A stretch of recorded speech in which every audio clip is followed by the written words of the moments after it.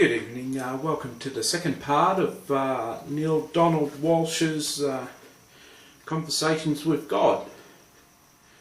This is a look into the introduction of the second book, the second part of the introduction of book one, I'm afraid to say.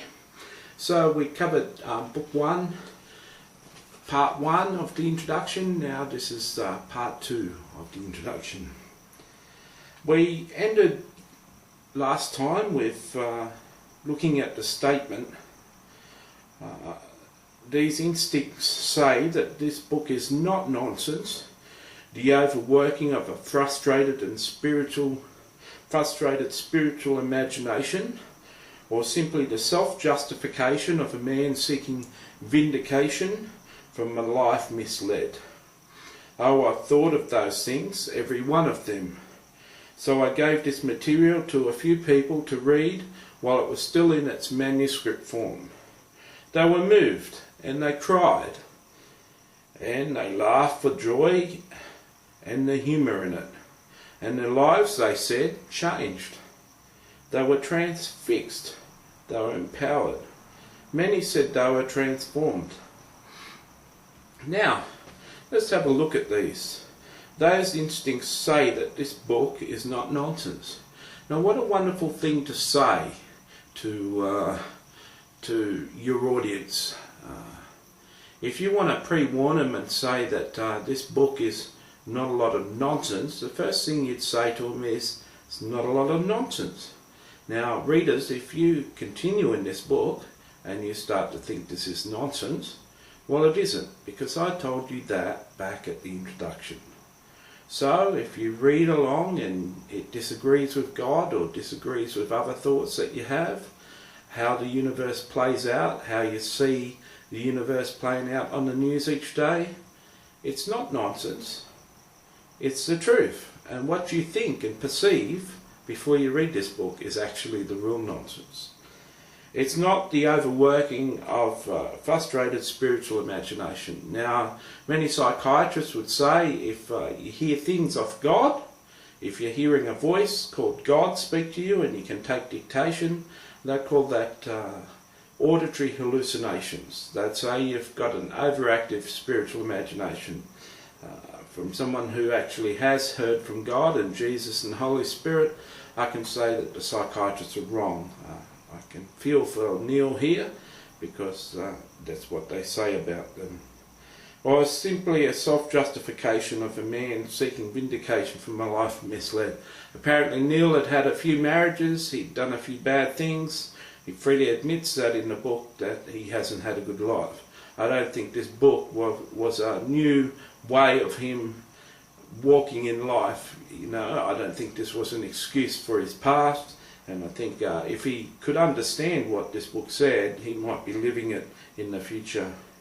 I've thought of those things, of course he has. That's why he's written about them, every one of them. And the reason I've said it here in my introduction would be so that you don't think the same thing of me. You know, you don't think it's nonsense, you don't think I've been thinking about spiritual things too much, and you don't think it's an excuse for the bad life I've lived up until then.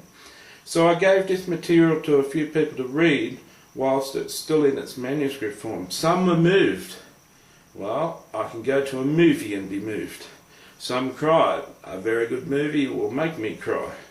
And they laughed at the joy and the humour in it. There's a lot of movies that make you laugh, cry, and see a lot of humour in it. And their lives, they said, were changed. Well, I saw the Shawshank Redemption change my life. I've seen quite a few movies that have changed my opinion on life. Doesn't mean it's true, they could be works of fiction. So could this book be a work of fiction. People's lives may be changed, especially when you find out there's no God, there's no hell, and there's no wrong, and you can just do whatever you like in life. That could be a life-changing experience. They're transfixed. Some people have said they're transfixed with some of the writings I've written in the past. Some profound writings I've written, they've said they're quite profound and they're transfixed. They were empowered. Well, that's a good thing when people are empowered.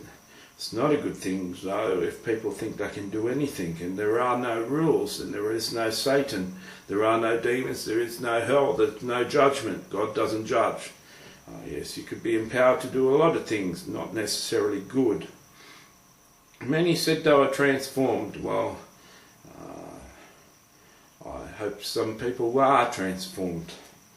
That's when I knew this book was for everyone, he says, and that is why it had to be published. For it's a wonderful gift to those who truly want answers and who truly care about the questions.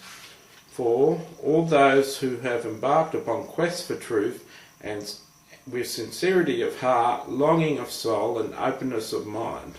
And that's pretty much all of us.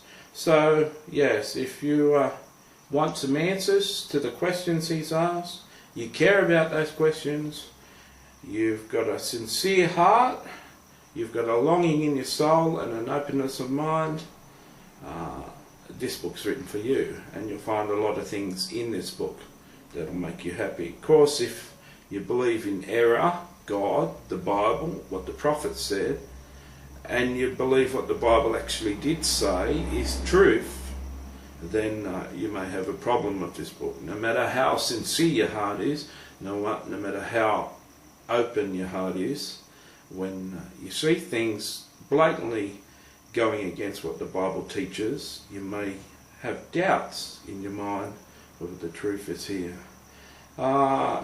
This book addresses most, if all, the questions ever asked about life, love, purpose, function, people and relationships, good and evil, guilt and sin, forgiveness, redemption, the path to God and the road to hell. It's interesting later on when he talks about hell that it doesn't exist. You could say this book is God's latest word on things, he says. I don't know if God would speak for 2,000 years or a few thousand years in the Bible and then come out with something that totally contradicts many of the things he has said in the Bible. The truth is, God talks to everybody, the good and the bad, Neale says here in the introduction. The truth is, God doesn't speak to everybody. He doesn't speak to all the good and he doesn't speak to all the bad. My mum has only heard from God about 4 times in her life. My brother, who's a Christian, doesn't think he's ever heard from God. Of course, we all have impressions in our mind, but hearing sentences is a different thing. This accounts, shortly after this material began happening, I knew that it was God. I was talking to God directly, personally, irrefutably, and God was responding to my questions in direct proportion of my ability to comprehend. That is, I was answered in ways with language that God knew I'd understand. This accounts for the colloquial style of writing and the occasional references to material that I've gathered from other sources, prior experiences in my life. I know now that everything that has ever come to me has come to me from God, and it's now being drawn together, pulled together in a magnificent, complete response to every question I've ever had. This is true. Things do come from God. Other things don't come from God. Some things come from the deceits of man's sinful lives. Some things come from fiction. Some things are just man's ideas. Science evolves, Christianity evolves, faiths evolve. We find out what we used to believe is the truth isn't the truth anymore. So I'm glad that he thinks everything in this book, everything from his past came from God. This is not so. God may have allowed it. God may let him think that that's the truth. But the truth isn't always what we perceive. And here's the last underlined part. I'm unspeakably grateful for all that I've learned and found that I've still to learn because of the people in my life. So apparently the four or five books that he's written hasn't got all the information in it. So aren't we glad there could be more books coming. This is the close of the introduction of part 1.